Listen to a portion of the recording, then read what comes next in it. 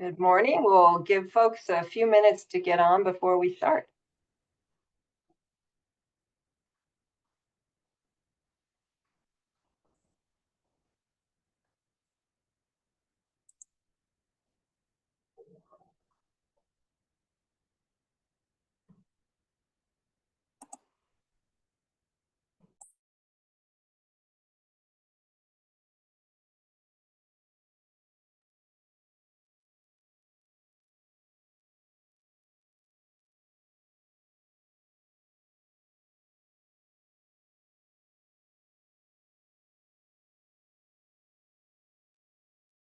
All right, we'll go ahead and get started now. Welcome to DOLA's Local Government Resources Call.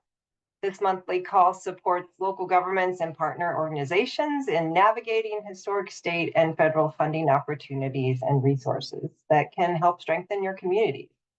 Today's call will highlight capacity building resources that may be especially helpful for smaller governments. But first, we'll begin with some DOLA updates from the State Demography Office. They are publishing their vintage 2023 population estimates and forecasts on their website starting on November 1st. The American Community Survey one-year data for 2023 will be published by the Census Bureau mid-September, with 5-year data to be released just mid-December. So this data will all be updated on the Demography Office website at the end of December. In addition, mark your calendars. The State Demography Summit will be held at the Arvada Center on Friday, November 1st, and registration will open September 16th through October 25th. You won't want to miss that. And from the Division of Housing, the Office of Housing Finance and Sustainability recently announced its funding rounds for grants and loans through June of 30th, 2025. DOH is anticipating up to $134 million in awards to projects and programs throughout the state fiscal year. And should additional funding become available, DOH will communicate that out to all. DOH's Emergency Solutions Grants Program will now be called the Homeless Resolution Program, and this name change reflects the additional funding sources aside from the emergency solution grants that has been added to the program. In addition, the DOH Office of Homeless Initiatives recently invited eligible nonprofits and local governments across Colorado to submit applications for the Homelessness Resolution Program. Applications are due September 13th. DOH, in collaboration with Housing Colorado, the Colorado Housing and Finance Authority, or CHAFA, the Office of Economic Development and International Trade, and the Division of Local Government, is wrapping up their housing engagement tour with a half-day virtual forum on Monday, August 26th. The forum encourages dialogue and collaboration among invested parties committed to addressing housing challenges across the state. So check the chat for the details to register. And then I'll close it out with some updates from the Division of Local Government. DOLA, in collaboration with the Department of Transportation and Colorado Energy Office, is launching an engagement process to implement recently enacted legislation related to the intersection of land use and housing. So interested parties will be able to engage through monthly meetings, biweekly office hours, and an engagement platform currently in process. In the meantime, information is posted to DOLA's Land Use and Housing Legislation page, and you can sign up for the Community Development Office newsletter to stay current. The first engagement meeting takes place this Friday, August 23rd, from 10:30 to noon. And you can see the registration in the link. And you will won't want to miss those, as that will keep you current. I know there's a lot of questions, so please take advantage of those engagement opportunities. The next round of funding for the local planning capacity grant will open September 1st through the 30th with 4.8 million available. Please visit the program webpage to watch the recorded webinar for prospective applicants and to access application materials. Interested applicants will need to schedule a pre-application meeting with Program Manager Robin DeFalco. That information will be in the chat as well. The next application window for the Colorado Grid Resilience Grant programs will open on Tuesday, August 27th. The Colorado Energy Office and DOLA will host another webinar on Wednesday, August 28th at 2 p.m. to share details about funding recommendations and provide parties with the opportunity to ask questions at the recorded virtual event. And you can see the chat for more information. And finally, the Colorado Resiliency Office and the Energy Office are looking for communities interested in improving their energy resilience to participate in a pilot of the community-led critical infrastructure and facility prioritization process. The selected pilot communities will receive 4 to 12 hours of technical assistance from the CRO and Energy Office. So you can submit an application for this pilot program by September 6th. And again, information is in the chat. So that wraps up the DOLA updates. And next, I'll hand it over to Shannon Bowman from the Colorado Energy Office for a brief update. Shannon. Thank you, Anne.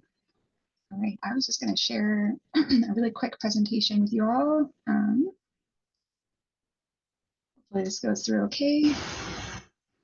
So yeah, I'm with the Colorado Energy Office. Just one more update from us. So I'm just going to talk really quickly about our Energy Code Adoption and Enforcement Grant Program.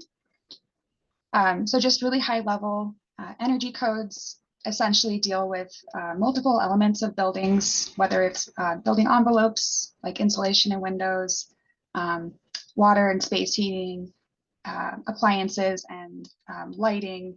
And Colorado has a law that requires municipalities and counties to update to a minimum energy code when adopting or updating any other building code.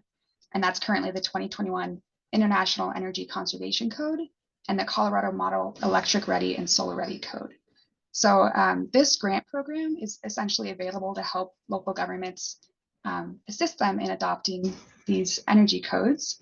And this slide lists out some of the funding areas that are available for this grant, whether it's cost analysis for code adoption, outreach and engagement with stakeholders and the building community in your jurisdiction, training and workforce development opportunities, compliance review to make sure that the codes that are adopted are being complied with. So there's kind of a whole host of areas that we can help with. And just a bit of a program overview. So local governments are eligible to apply, as well as councils of governments or nonprofits that are going to be working on behalf of a local government. We do have quarterly funding rounds. So this round we're currently in closes on September 20th, just about a month away. And individual entities are eligible to receive up to $125,000, and if they apply as a partnership, that partnership can receive $250,000. We do also now have grant writing assistance available. So if you're thinking that you don't have time to apply for this grant, hopefully we have some help for you, and I'll share the website with that information at the end of the presentation here. But we really want to encourage underserved communities, rural communities, and partnerships to apply, as well as communities that have workforce development proposals. But really, we're looking for anyone who's interested in adopting energy codes. This is a really quick snapshot of the projects, the areas that we've funded. So we have 5 energy code grants active, and they're supporting 7 jurisdictions across the state, mostly in Garfield County and Gunnison County areas. And then we're in the process of finalizing 2 more grants that support an additional 10 jurisdictions. So we definitely, we're getting more of those partnership grants, and we really think that there's benefits of jurisdictions kind of applying together and building a workforce and cohesive codes across multiple jurisdictions. And these are our energy code resources. I will put these links in the chat after this presentation. Don't want to fiddle with too many buttons right now. But there's a link to the grant. And then we also have free technical assistance resources for adoption, as well as training for building departments and building stakeholders like architects and designers and builders. A code adoption toolkit on our website, as well as a code helpline where you can ask questions about any of the building codes and get a response within 2 business days. And yeah, so please feel free to reach out to me with any questions, and we hope to see some applications come through this round or the next one. So thank you. Thank you, Shannon. A reminder to all the participants that at any time you can drop questions in the chat or the question and answer box. And now we're ready for our monthly Pathways webinar series, which will be introduced by Shale Sabo from the Colorado Resiliency Office. Good morning, everyone. Welcome back for our Pathways to Resiliency and Recovery Funding webinar series.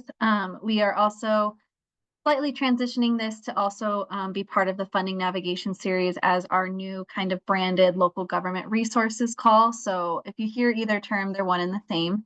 And this call will continue to have this webinar portion. So today we are continuing to build upon our conversations we've had around capacity building as it relates to navigating a lot of the federal funding opportunities and state funding opportunities that are available to us right now.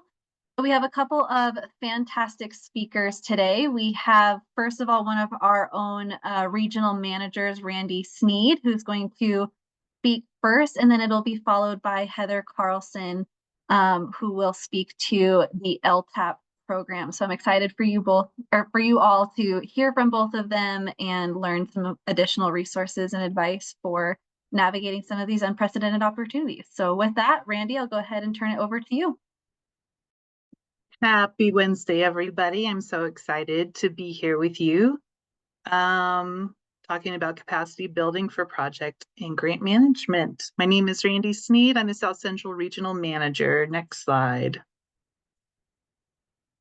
So the DOLA field team consists of 8 regional managers and 4 regional assistants. And these are kind of the areas that we try to partner with our local governments in: technical assistance, regional work, project development, and facilitation of major infrastructure funding. Next slide, please. So a review from the last few local government calls this year on what makes great projects. Kind of starts with great planning, development prioritization, a lot of work with the governing body to make sure there's appropriate funding, a lot of work with communities, so high level of engagement to generate buy-in and reduce public confusion and pushback. You need a strong team lead on your staff to sort of own the project and do all the coordination.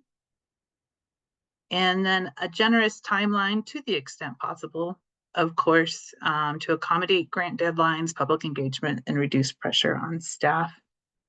Important to remember that no matter what resources are out there, the grant needs to follow the project, not the other way around. But that being said, if your entity is doing extensive identification of upcoming needs, that can make you more ready to jump on appropriate funding opportunities when they arise. All right, next slide. So the first part of building your capacity is to start at home, build your internal capacity. With a new-ish or partly new governing body, you can start with the basics. So that's a lot of training so that they can run effective meetings, so that they understand their roles, so that they understand good codes of conduct and ethics.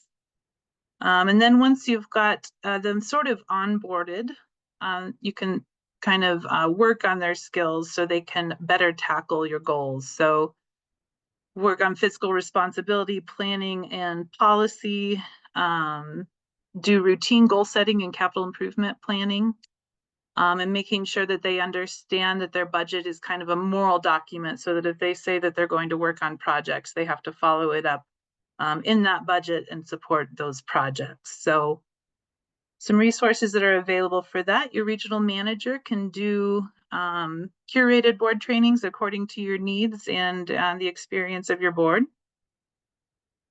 DOLA has a lot of policies and practices that they can recommend, like codes of conduct, fiscal stability policy, grant policy, that sort of thing. It's really good for your entire board to attend conferences and regional meetings, just to kind of help them see what other communities are working on and networking and finding resources in that way. And then you can also consider, there's some good professional consultants out there that can do intensive multi-day group work or working on a specific issue that may be arising for you. Next slide. So on the staff side of building internal capacity, every project needs a good champion on staff. So projects completely removed from staff responsibility will not be successful. Project managers may be a standalone position or a combination with a consultant position, but inevitably local and organizational information and input must be incorporated. So you got to make sure someone takes that lead. That being said, cross-train. So make sure that multiple folks on your team are involved. In the smallest jurisdictions, this can even be an elected official, just so that protocol exists when quick decisions must be made and someone's not available, things like that. So you can take it a step further and use your projects to encourage mentorship for managers and other long-term employees to promising less experienced employees. So that can kind of be a resilience builder in two ways: boost your succession planning and makes your staff more able to help with the project. And then make sure that staff duties are distributed logically. So this just means that make sure that would-be project managers aren't buried with tasks that could be handled maybe in another way or by another team member, so that they're free to focus on reaching your goals and getting your projects done. So some resources on that are the professional membership organizations that we have available in Colorado. The Colorado City and County Managers Association, the Clerks Institute, an organization. Regional networking is, again, really important for staff members as well. Capturing institutional knowledge is another important part of that succession planning. So think about operating protocols, getting those on paper, project policy members, or memos, excuse me, and just sort of the clear identification of roles throughout that's communicated for the whole team and to elected officials. Staff-led leadership development can just be anything that your staff is interested in learning and doing professional development. So you can even consider budgeting or contributing to graduate work or certificates or other development for promising future leadership team employees. Next slide.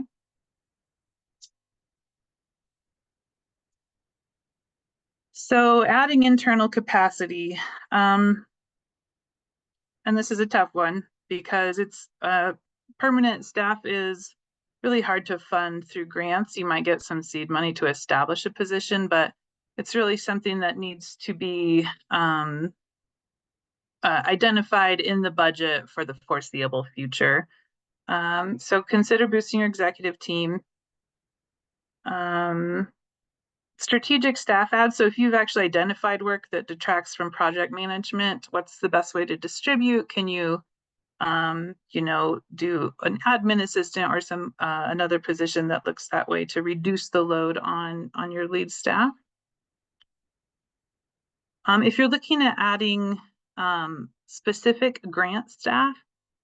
Think of a project that's more of a grant administrator versus grant writer, as in someone that has the chops to research grants, procure the grants, but then also help manage the project, help do that reporting, and see the project through to its end. And then there's also the option to add a temporary position. So sometimes it won't really make sense to have permanent staff, depending on the project, or you might find that the project is kind of too specific and one-off in nature, or it needs technical support like an engineering firm. So incorporate those elements when appropriate at the outset of project budgeting and planning. And that can be key to not overburdening staff. There's also sort of temporary, broad administrative support. We have our Best and Brightest Management Fellowship Program. That's a 2-year position. And there's also occasionally AmeriCorps. I wanted to use Center as an example of kind of building this internal capacity. They used an AmeriCorps volunteer who's great. They've got a lot of projects going on. And at the end of his tenure, they decided to go ahead and permanently budget for boosting their administrative staff and adding an economic and community development manager to keep those projects moving. So growing at a good pace. Next slide.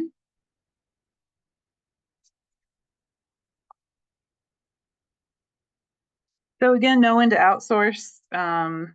Occasionally, it's worth it. Provide necessary tools. So make sure that your elected staff and your leadership are supporting professional development and good policy. And trust yourself. You and your community are the expert and know the details of your project. So, all right, next slide.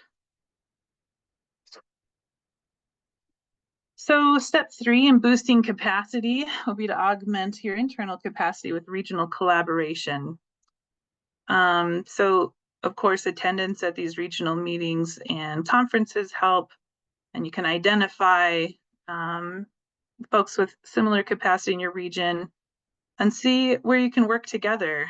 Make sure elected officials are having conversations and your leaders are having conversations.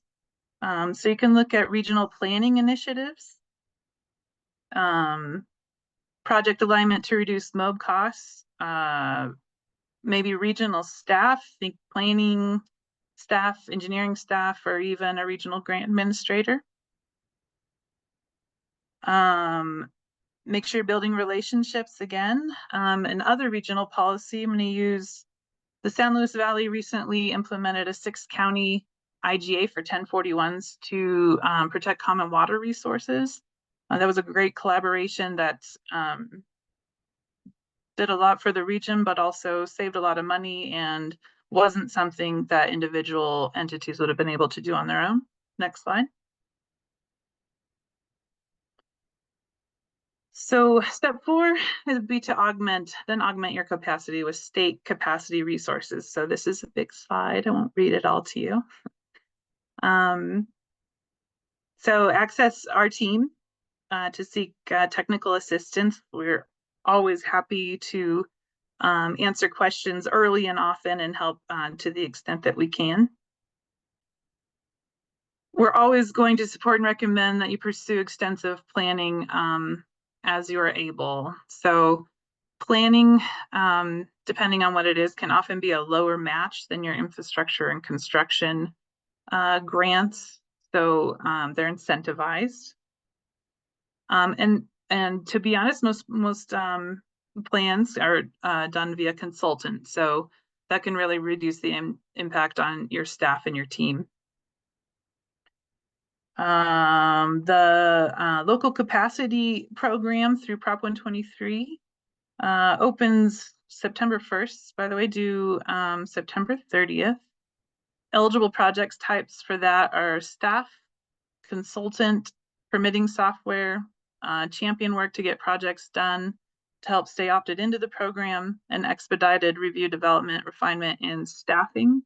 So anything that your entity is planning to help accommodate expanding affordable housing in your community, you should talk to our staff.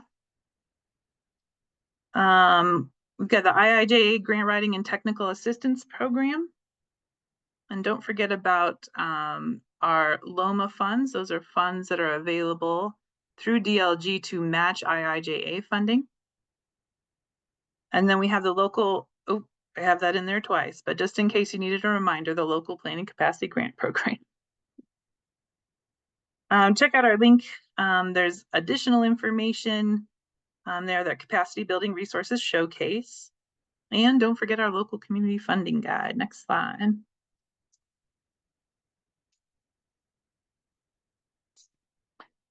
So successful implementation. Significant resources have been deployed into planning and acquiring funds for projects through the state, but less attention is actually paid to pulling it off.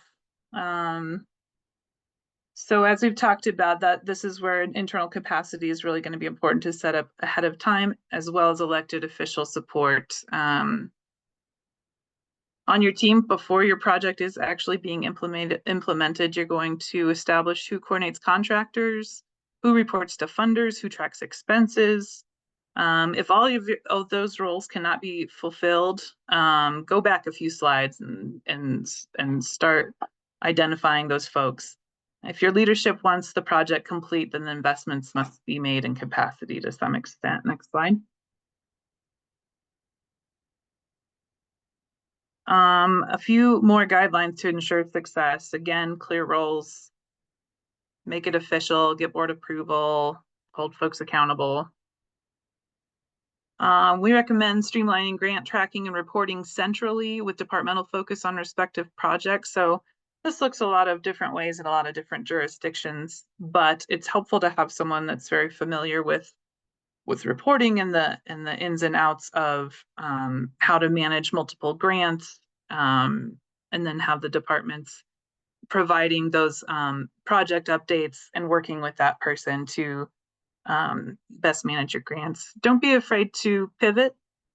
So I'm not aware of too many grants that are super rigid. We understand that communities have, projects have changes and snafus, and, you find asbestos or, there's an issue when you start excavation or things like that. So related to that, communicate early, often, and regularly, especially about project changes. Should there be an extension or amendment required, something like that, find out what's possible. And then a reminder, the DOLA's mission is to help you strengthen your community, not deliver grant awards. Never hesitate to contact us. Next slide. Who are you going to call? So this has, I think, been a challenge for a lot of our communities. There's getting to be some pretty long lists of resources available, which is awesome and confusing. So I've provided some links here. A lot of state agencies have begun to have regional folks in your region that can help. So we put together a list here of who those folks might be depending on your project. And as always, we are here to help. We're a good start for any project, and we can work with you to develop the project, talk through next steps, and put you in touch with the appropriate state partners. Next slide. That's it. Questions or comments?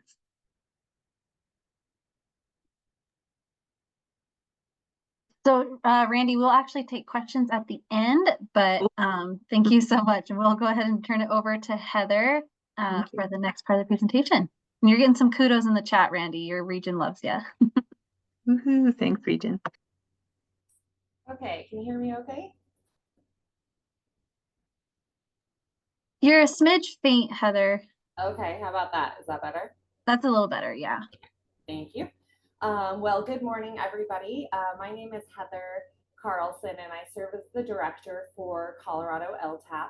That does stand for Local Technical Assistance Program, but I promise not to ask you what it stands for very often. Just go ahead and say LTAP. And I'm going to take you through our program, and hopefully we can be some help to you. Next slide, please. So our program is a federal grant program funded in part by the Federal Highway Administration and then matched with or by CDOT, the Colorado Department of Transportation, in an effort to bring training, best practices, and resources to all of the local agencies within Colorado. So all of the municipalities and counties, hopefully on this call. We have a program in every state as well as in Puerto Rico. And then we have 6 tribal programs, so quite a few nationally. There's only one in Colorado at this time, and we have our tribal program that spans the region. We are a best kept secret, I like to say, but we're trying to change that. We will hit our 40th year in Colorado next year, and nationally we are in our 43rd year. The Colorado LTAP program is really stands on 3 legs of our stool, if you will. The first one being workforce development, the next one technical assistance, and the third one information exchange, as you can see on your screen there. As we go through things, I'm going to mix these stools up a little bit, but I'm going to dive into them in more depth as we continue on. Next slide, please. A little bit about the structure within the Colorado program. We are a staff of 4. We've got an on-staff trainer, a program coordinator, and then a special projects and funding coordinator in addition to myself. But we also work with an advisory board.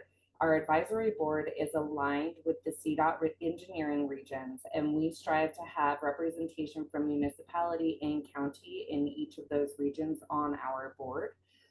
For a number of reasons, but to make sure we're really getting that feedback from all of the regions, regardless of where they are.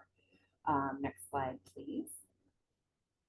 So if we dive into that first leg of the stool, being information exchange, really we're tasked with how does Colorado get and local agencies get the information needed that's being discussed at the local, national and international level, and we do this in a few ways. The first one is an innovation program. So FHWA has an innovation contest run nationally and annually called Build a Better Mousetrap. But that really starts at the the local level, the state level. So we run a program called the Colorado Trailblazer Contest, and this is recognizing innovation that's happening within the local agencies here in Colorado. The crews will submit their innovation, and really it's everything. It's how they're solving regular problems in innovative ways. So an example that I'll give is one local agency started using the Jaws of Life to repair culverts. Right, they borrowed it from the fire department, and they were able to prove that it was cost-saving, time-saving, that their own regional leadership ended up purchasing a Jaws of Life.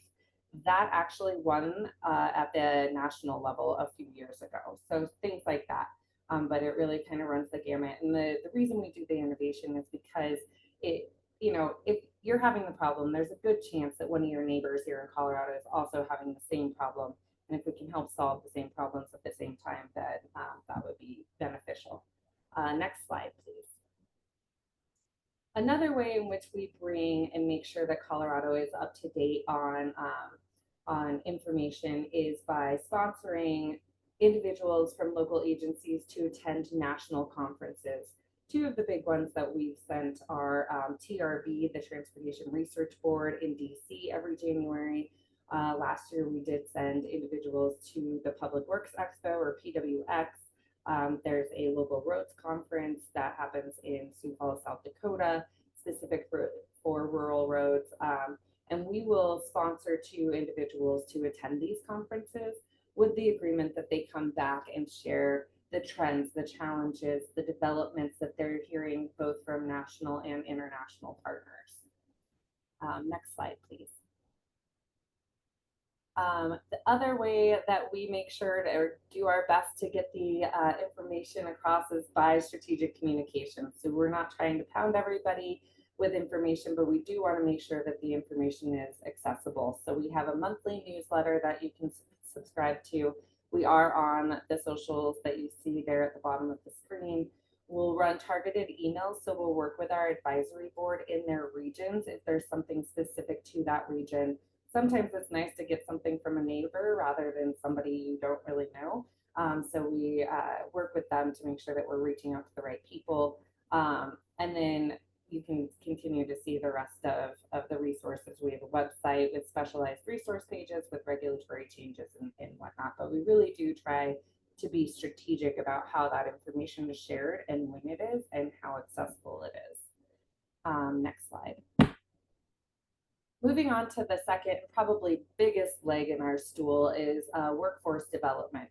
Colorado LTAP currently runs 3 career progression programs for development for the current workforce at the local agencies. We have a Road Scholar 1, we have Developing Road Scholar 2, Roadmaster. So the Road Scholar 1 is really for entry level, new to the industry in the field, new to road maintenance or your streets and road and bridge crews. And then Road Scholar 2 builds on that, diving more into details such as asset management and a little bit more specialization within the broader courses that are taught in Road Scholar 1. And then we have a supervisory skills and development program. And this is not only geared at current managers and supervisors, but also helping those from being part of the crew to now leading the crew, right? Identifying how to write the budget and where does the funding come from, as well as not being part of the crew, but really being leading the crew and what that looks like from a relationship standpoint. While we have all of these, nobody has to be on the track to create or complete their Road Scholar 1 or Road Scholar 2. So if we look at the structure of our training program, we'll take one class and we'll offer it in 3 or 4 different places. Almost all of our classes are in person throughout the state to provide some geographical equity so that the local agencies really do have access to training. We'll partner with a local agency to host the training, and then we'll invite all the friends and neighbors, the neighboring cities and counties and towns. And really, it's a really cool kind of co-op of sorts. You get a lot of really neat interagency, I call them parking lot meetings and discussions, but anybody can attend any of our trainings. Typically what we see is the local agencies sending their employees to our classes for the development. Sometimes they volunteer, sometimes they're voluntold, but it's meant for anybody, and it's not up to us to determine what your employees need. If you see a class that is applicable and relevant, you can send them in and we're not going to judge. However, we do see a lot of agencies utilizing our programs as their career progression model. It's a plug and play. We've got the curriculum, we provide all of it. We track the credits. We're a low cost carrier because we are a grant program, so it's very approachable for workforce development, but it's by no means a requirement. Next slide, please. So over the last few years, you'll see the numbers here. I'll kind of walk through them. We've seen a pretty significant growth within attendance and registrations for our training program. We run 2 seasons. The first one is spring between March and June, and the second one is getting ready to kick up in fall. It's September through November, so 3 months each. And you can see if you look at these numbers that in spring alone, we saw almost 1,500 registrations for participants coming through our training. That has almost consistently doubled from spring to spring to spring since we kind of came out of the COVID lockdown or shutdown, and we're able to travel again. And we do anticipate those numbers going up. The majority of our numbers that we see for registrations do fall within that Road Scholar 1 entry level. And I think that's just because there's a lot of turnover and a lot of opportunity through IIJA. And so there's a very big need to get people ramped up and ready to get out on those on those crews and on those roads. Again, we do spring and fall trainings to try and get to the crews in their shoulder season, I'll call it. I don't think there's really an off season in Colorado, but not at the height of winter or summer. Next slide, please. So I mentioned that we do try and host our classes across the state. This is a map showing where we hosted classes in spring, so between March and June. You can see we kind of do get to a lot of different areas. I won't say everywhere, and it changes season to season. If we were to have an annual map, you'd see a couple different areas shaded in as well. But really trying to get as far of a reach as we can. And as I mentioned, I would say about 90% of our classes are held in person. But what's more interesting is this next slide, which next slide, please, which shows where our participants are coming from. So in spring alone, we had representation from a good reach in the state. I always joke, and you'll hear me say this again and again, that if your area is still white, I'm coming for you because we have something to offer you, or we will find some way to support you. Again, this might change from season to season. You know, I know we've been to Ouray and that kind of thing. So I'm just looking at these going, yep, we've been there, Rio Blanco and that sort of thing. Okay, next slide, please. So shifting gears a little bit to, that's how our training happens for those currently engaged with local agencies. But what we heard from our local agencies is they're really having trouble filling open seats and open positions.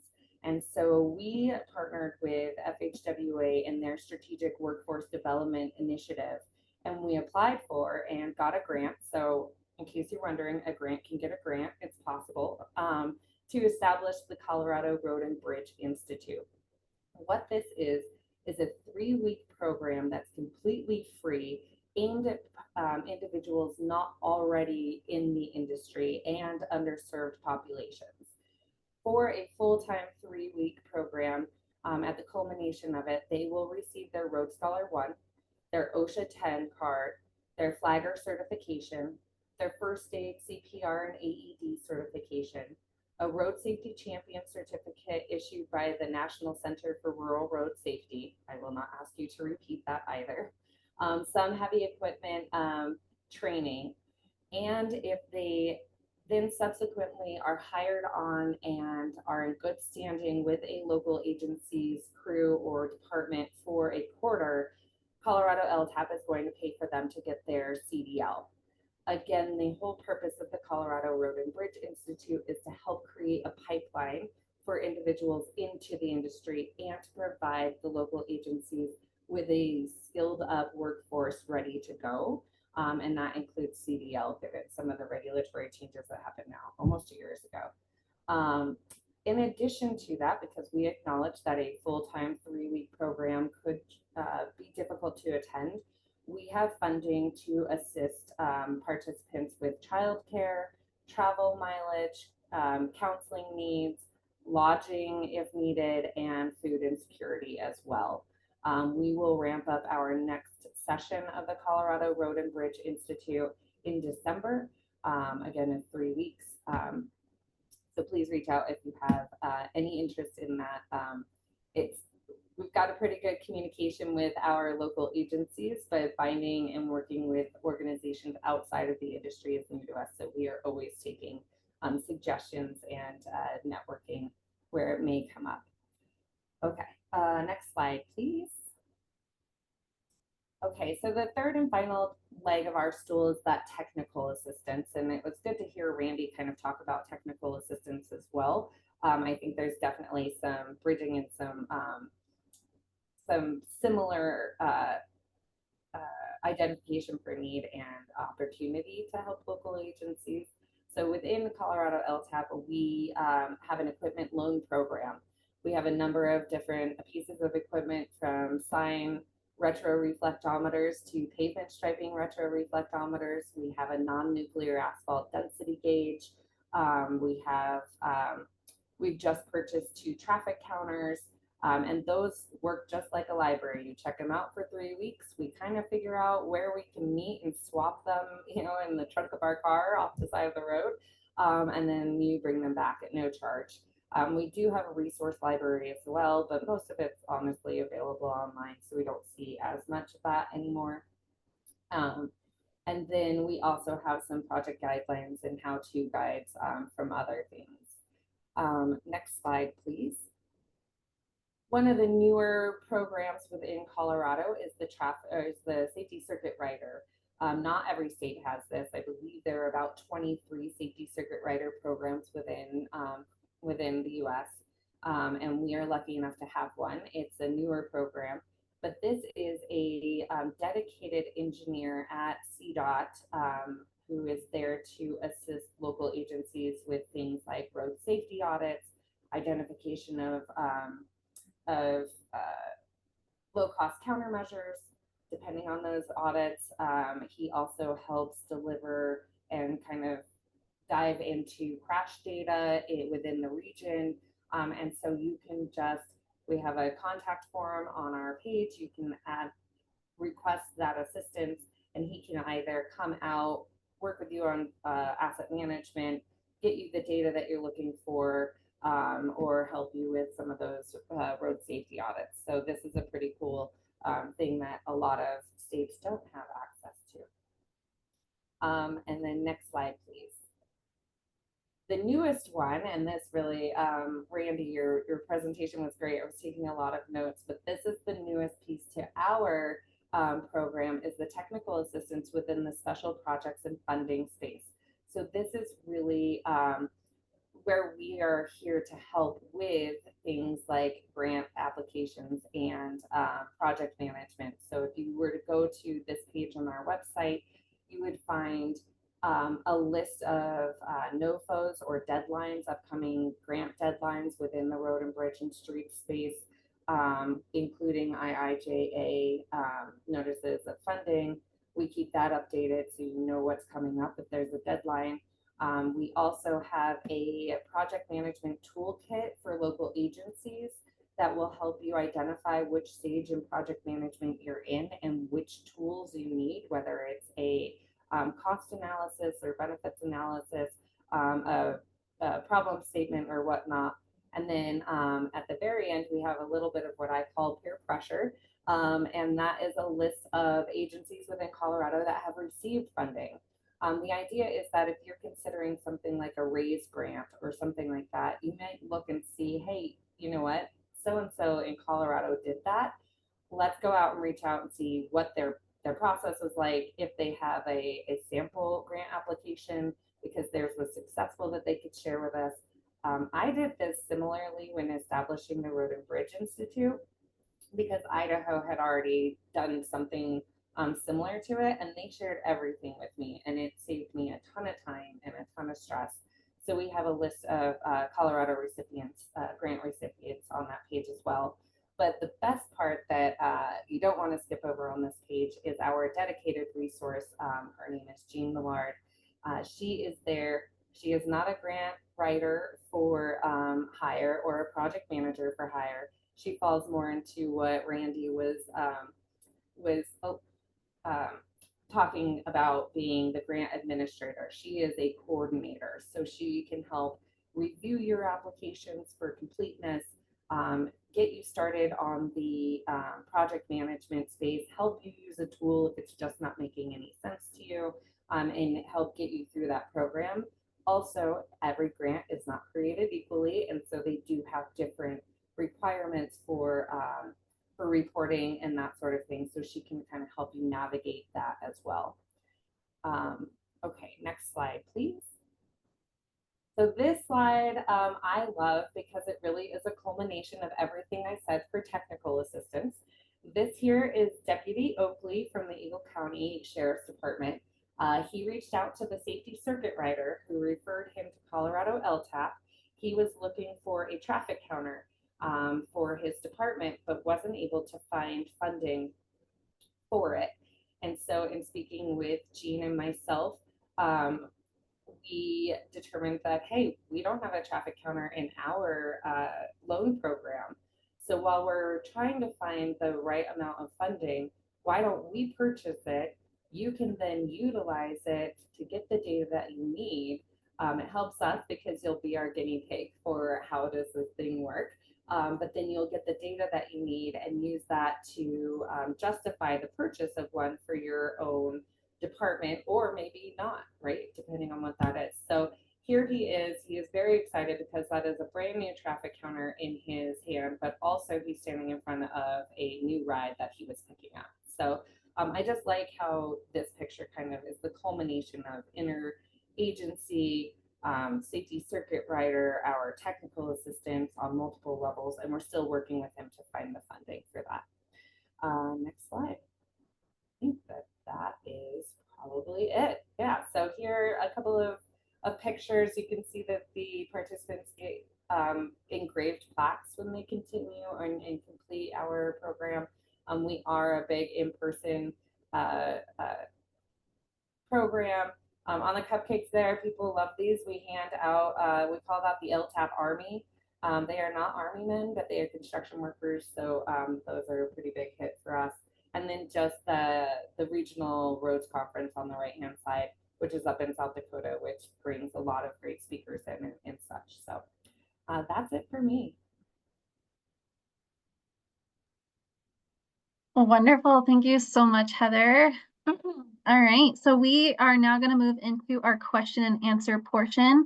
Again, whoops, let me turn our camera on there.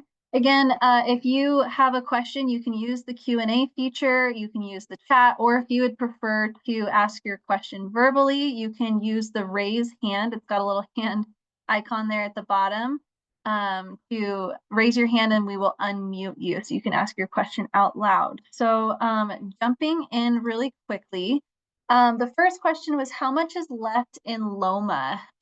So right now there's a little over 3 million left in the LOMA budget. However, they are waiting on some awards and waiting to hear whether or not they will be funded. So that number could potentially go up if for some reason those awards are not successful, but you can know that there's about 3 million in there right now. Next question is for Heather. Is Colorado Road and Bridge Institute offered to high school students upon high school graduation? Sorry if you mentioned this and we missed that. No, that's a great question. So we actually did offer our last session at the end or in June with the idea that it could help some of those students who are not traditionally college bound. So absolutely, this is really, you know, we're trying to work with some of those trade schools and the high schools to say, you know, there are other options. So yes, absolutely. Anybody is welcome as long as they can be there for the 3 weeks. Yep. Wonderful. So the next question asks, does the LTAP service other agencies outside of road maintenance and road safety or CDOT? Can any local agency apply for technical assistance? Yes. Short answer is we don't train any of CDOT. They're invited to come because they fund half of our program, but ultimately we are meant to serve the local agencies, and at a high level that is all municipalities and counties within the state of Colorado. So we will see, you know, we're just planning a training right now over in South Fork, and their fire department is coming in. We're open to private industry as well. Really, all are welcome. Wonderful. Oh, wanted to flag for you, Heather. One of the guests went to the technical assistance page on the LTAP website and it wasn't opening. Just wanted to check to see if that page is running correctly. It should be. I will. Jean, I know you're on. Can you just make sure that you can click onto the technical assistance page? If not, I will fix it, but it should be up and running. And then following up on the last question, can special districts or water districts utilize your services as well? Yeah, and one of the things that Randy was saying, you know, one of her last slide was, okay, who can help? And one of the things that we do at Colorado LTAP is really pride ourselves on being a resource center. So you can come and ask us, and if for some reason we think, hey, you would be better served or get better resources somewhere else, we're happy to help you identify that. So for instance, yesterday we just connected one of our local agencies with the with the Colorado Stormwater Center, right? Because that was something that is really more in their wheelhouse. So I would say if you have a question, reach out to us and we'll do our best to help you or help you find the resources if it's not us. I did just hear back that our technical assistance page seems to be working. So if you want to get with me offline or if there's something missing, let me know. All right, next question is, what is the cost per person for the Road and Bridge Institute training? It is 100% free. That's wonderful. Provide lunches as well. Like I said, we have grant funding. In the future, we hope to partner with other organizations, but really it is for, I want to be clear because there has been a little bit of confusion sometimes. This is for individuals not already employed by local agencies. So it's to lay a pipeline for workforce to get into the industry.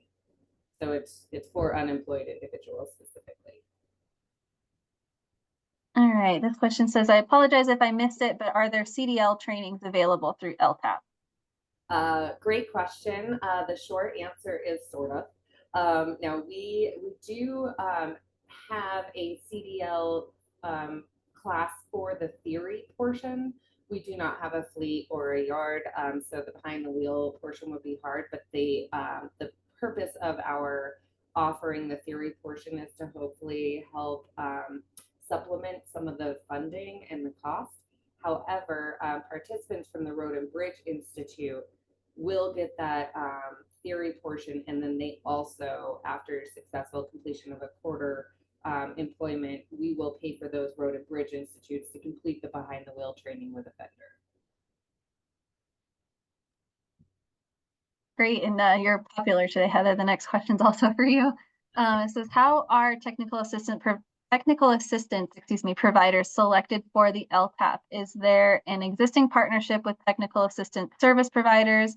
And how can TA providers partner with LTAP? A simple conversation with me. We're happy to put up any assistance that's already in existence. Like I said, we aim to be a resource center. So if there's something already in the works, we don't want to recreate the wheel or duplicate efforts. Right now, there's no application process whatsoever. We are happy to share information and resources that would serve the local agencies. Great, thank you. I do believe for this next question, I don't know if there's anyone from the SDO on. However, I believe this answer is definitely yes. But as the demography folks conclude updates, can we get them to make presentations geared to our specific area? I do believe that that's a service that the SDO provides, is if folks want specific information for their area, they can definitely request that. But we can connect you to the SDO if that's helpful. All right, I think that's all the questions that I'm seeing today. As a reminder, you are able to ask questions after today's call. So you will receive all the notes, the recording, everything from this call in a few days. And there is a link in those follow-up notes to ask questions or see previous questions that have been asked since basically 2020. So if there's anything from previous webinars that you'd also like to know, those answers are in there as well. But otherwise, I think because that's all the questions, I'll go ahead and turn it back over to Anne to end today's presentation. All right, we got 1 minute left. So a big thanks to our presenters and the participants today. A reminder that you will receive a follow-up email with the recording of the meeting and materials. And we hope to see you back again next month, September 18th. And the topic will be on housing, transit-oriented development, and strategic growth. Have a great week. Thank you all.